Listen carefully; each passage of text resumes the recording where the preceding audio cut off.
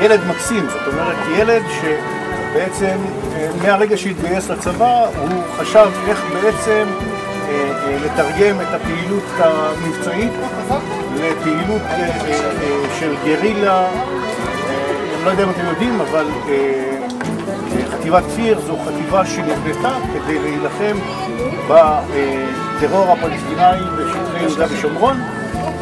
היום כבר לקחו את החטיבה הזו והפכו אותה לחטיבה סדירה לכל דבר, והיא כבר מתחילה לתפוס קווים בלבנון ובכל מיני נקודות. אבל אנחנו בעפולה, עפולה היא העיר המאמצת של חטיבת כפיר, ואני חושב שפעם לפני הרבה שנים, לא הרבה שנים, אני לא זוכר כמה שנים, אבל 4-5 שנים, אני לקחתי אתכם לשטח של בין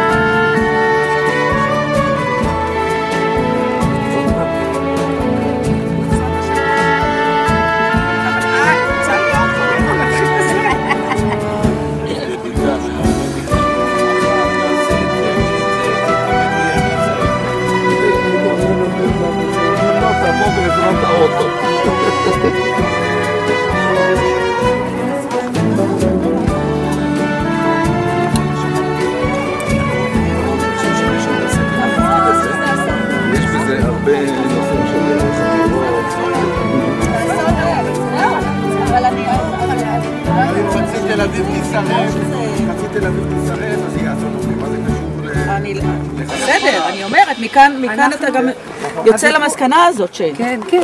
ראש הממשלה נפתח עכשיו. לא...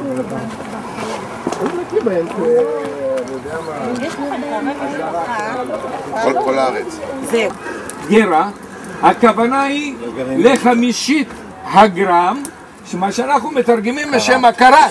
כי הקרת למעשה, הגלעין שנמצא בתוך החרוב, שמשתמשים אותו למשקל של אבנים, יקרות וכדומה, הוא כנראה הגרה שמוזכרת בתנ"ך. לקחתי את עיניי, היה אז חודש חג, ראיתי מעליי ציפור איזה גיבורים אנחנו.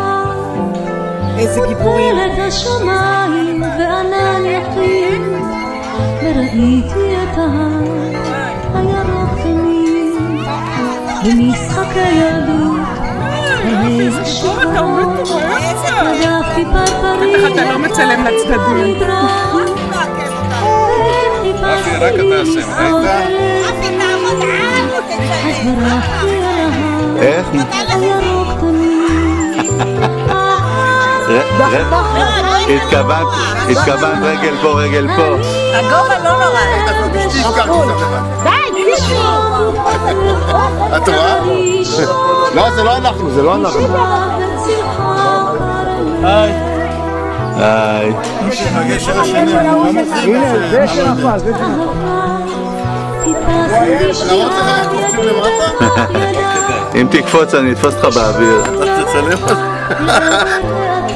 אתה צודק, יש הבדל במתח שלהם. אחד לא יהיה כל הכבוד לך. איזה טיול יפה. מעולה. מתוך המלחמות והאחים הבאנו על כפיים ואבנים ונפרדנו. אני ביטלתי לנו. אני זוכרת שפעם שעברה דיברת על מגבירה, הזמנתי. אתה יודעת שב-17 לאוגוסט? אחרונה חביבה.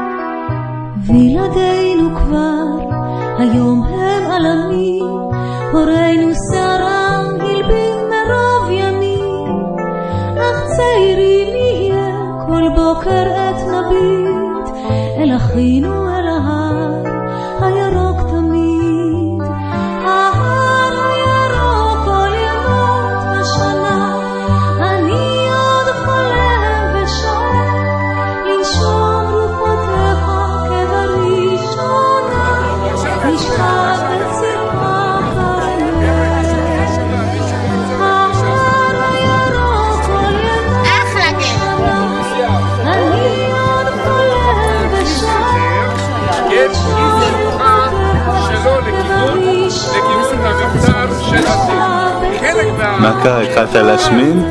רכס הקוקה נהרסה כתוצאה מפעילות ימית, כן, רכס הסולם כראש הנקרא עברו בתקופה קדומה בעזרת מדרגות שקראו סולמה של צור, ככה זה נקרא, וכאן עברו והדרך עוברת כאן למטה, והיו צריכים לצודות שנשמרו.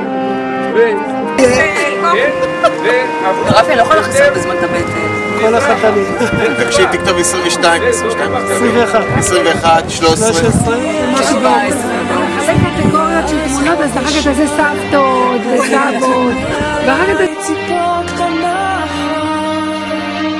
ותחלת השמיים וענן יחיד וראיתי. כן, אנחנו יכולים לראות קיבוץ בית אורן מכאן. דרך אגב, השכונה הצפונית יותר כמעט ולא נפגעה. כמעט. הנחל בתקופות הקדומות. בדיוק. זאת אומרת, לפני שהתעמק הנחל, המים פשוט יצרו מעין צינור. אחרי שהיה, לפני הסיבוב היה ויכוח. ניסים. כן. שיקול דעת. של חניון האגם. יש שם שטח מאוד גדול שהוא לא נפגע. כי הוא לא צר, יש לו ירוק פה.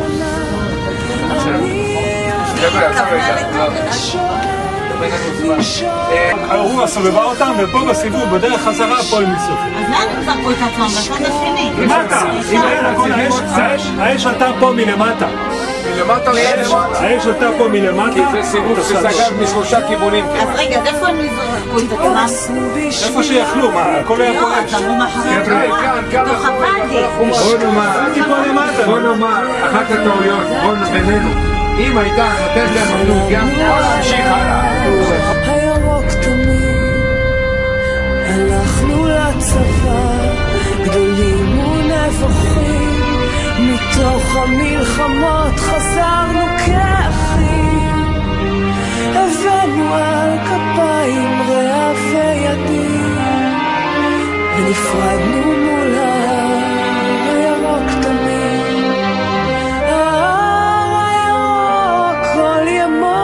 השנה אני עוד חולם ושואל לנשום רוחותיך כבראשונה לשכב בצלך כרמל וילדינו כבר היום הם עלמים הורינו שערה מלבין מרוב ימים אך צעירים כל בוקר את נביט אל אחינו אל ההר הירוק תמיד ההר הירוק כל ימות השנה אני עוד חולם ושואל לנשום רוחותיך כבראשונה